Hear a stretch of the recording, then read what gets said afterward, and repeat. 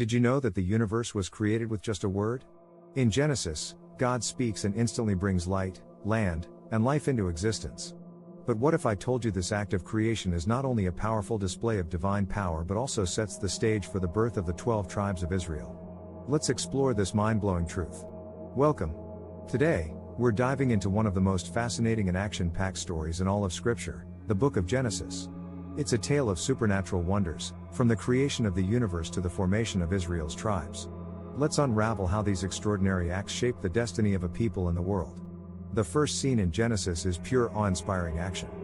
Picture the void, a dark, formless abyss. And then, God speaks. Let there be light. Genesis 1:3. Suddenly, light breaks through the darkness, and from nothingness, the heavens and earth are born. God separates the waters, forms dry land, and breathes life into living creatures. This isn't just creation, it's an unstoppable, supernatural force that launches the universe into existence. But not all is well in paradise. Enter the serpent, a supernatural being who deceives Eve into disobeying God's command. Adam and Eve take the forbidden fruit, and the consequences are immediate and dramatic. Genesis 3:6-7, their eyes are opened, and the world changes forever. As they flee from God's presence, an angel with a flaming sword is placed at the gates of Eden, preventing their return. Genesis 3:24. This marks the beginning of humanity's long struggle between sin and redemption. Sin spreads like wildfire. Cain and Abel, sons of Adam and Eve, offer sacrifices to God, but only Abel's offering is accepted. Genesis 4:4. Consumed with jealousy and rage, Cain slays his brother in a shocking act of violence. God punishes Cain, placing a mark on him to protect him from being killed by others. Genesis 4:15. This is the first recorded act of murder and the beginning of humanity's spiral into darkness. As time passes, the world grows increasingly corrupt.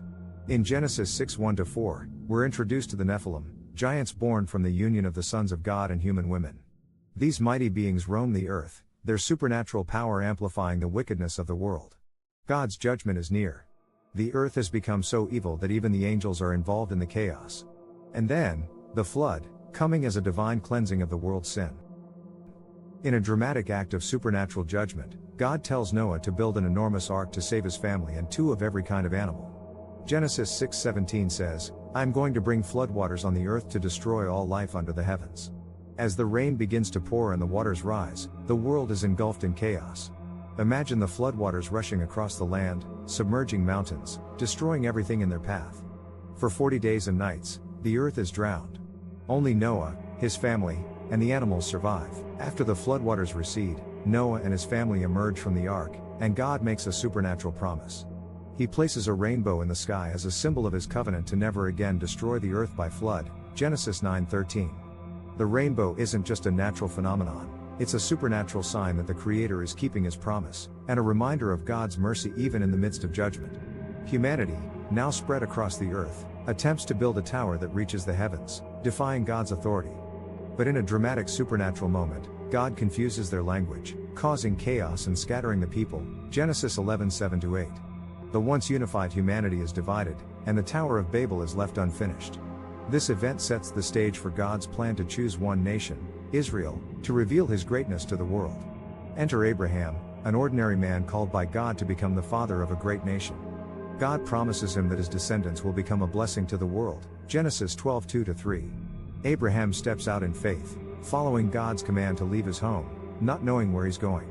In Genesis 17:5, God changes Abram's name to Abraham, marking the start of the supernatural lineage that will lead to the 12 tribes of Israel. In one of the most intense supernatural moments, God commands Abraham to sacrifice his son Isaac. Genesis 22:2. As Abraham raises the knife, a voice from heaven calls out to stop him, and God provides a ram to sacrifice in Isaac's place. Genesis 22:11-13.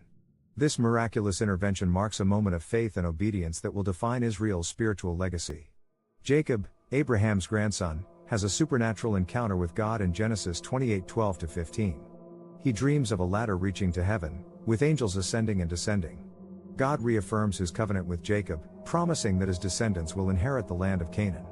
God changes Jacob's name to Israel, and the 12 tribes are born from his 12 sons.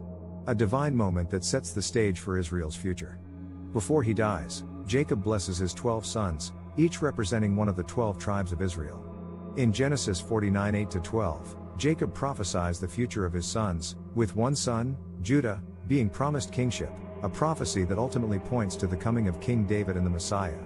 The supernatural purpose for Israel's tribes begins to take shape. As we zoom in on these supernatural events, the true key moment emerges in Genesis 12:2-3, God's promise to Abraham that through his descendants, all the nations of the earth would be blessed. This is the divine purpose that began with creation, God choosing a people who would carry his message, his law, and his promise of salvation. From the creation of the universe to the rise of the tribes of Israel, God's supernatural plan unfolds with divine precision. Genesis reveals a series of supernatural acts that shape not only the world but also the destiny of God's chosen people.